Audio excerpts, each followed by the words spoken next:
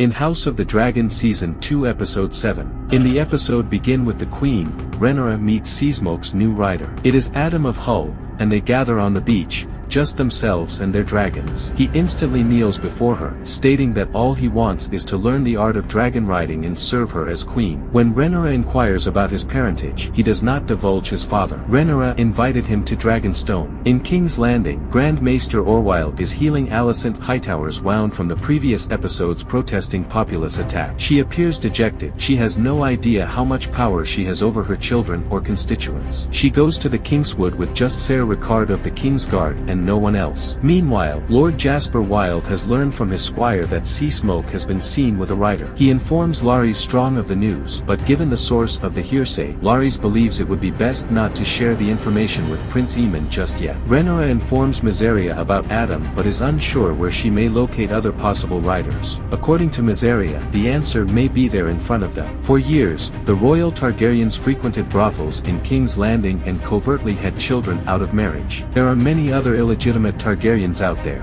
Rhaenyra declares, "Let us raise an army of bastards." Corlys is also shocked by what Adam has done. He finds him in Dragonstone and gives him leave from his sailing duties so he can study dragon riding. But he doesn't elaborate further or address their relationship, leaving him only with a well done. In Harrenhal, the young Lord Oscar Tully returns, now as the Lord Paramount of the Riverland following his grandfather's death. Clearly, the boy has large shoes to fill. In addition to gaining the confidence of the River Lords, he has to respond to Daemon's demand for an army. Oscar resolves to honor his grandfather's vow to Viserys and stand by Queen Rhaenyra, but first, he must deal with the crimes against House Bracken that Willem Blackwood and Daemon orchestrated in order to placate the River Lords. To ensure that justice is done for Willem's misdeeds, he gives Daemon the order to behead him. Daemon then experiences a second Viserys vision. With the crown in his hands, he sits on his bed looking disheveled. Aegon Targaryen is in excruciating pain as he tries to walk at this point. Although he has made improvements, Larys thinks he still needs to put in more effort to regain his strength. Larys wants to push Aegon even if the Maester says he needs to relax. Corlys does some dragon riding recruitment of his own. He informs Alan that Seasmoke's new rider is his brother Adam. Although Corlys is not aware of the boy's mother's lineage, his family is from Old Valyria. If the prerequisite to dragon riding is in one's blood, then maybe Alan might be capable of it too. Alan, however, declines, saying he is of salt and sea and just wants to sail. Another Valerian relative might be looking for a dragon. Rhaena Targaryen and Rhaenyra's boys leave for Pentos, but she sneaks away to find the wild dragon Lady Arryn mentioned. Rhaena has dreamed of claiming a dragon since she was a youngster, and she may finally have her chance soon. Rhaenyra's army of bastards scheme appears promising, but her son Jaehaerys is not happy. He is concerned that it may jeopardize the legitimacy of his claim as her heir. He understands that he is a bastard and that his biological father is Harwin Strong. Could any of these other dragon-riding bastards take the kingdom in the future? Especially those with true Targaryen silver hair. Rhaenyra has spread word across King's Landing that she is bringing Targaryen bastards to Dragonstone to perhaps claim a dragon. Ulf is pressed by his friends to go. Hugh Hammer considers it following the death of his child, but his wife is opposed. Hugh had no idea who his father was, but his mother worked in a pleasure house and was the sister of Baelon Targaryen Viserys and Daemon's father. Alicent is unsure whether she will ever return to King's Landing. As the small folk leave, she goes swimming alone in a lake in Kingswood. At last, a few of aspirants show up at Dragonstone for Rhaenyra's dragon riding trials. Rhaenyra invites her guests to see Vermithor, the world's largest dragon after Vhagar, and it shows. When the beast emerges from the shadows, he towers over Rhaenyra, more so than Seasmoke or any of the other dragons on her side thus far. However, when the first hopeful goes forward, mayhem ensues. Vermithor sets fire to not only the volunteer but also virtually all of the other recruits,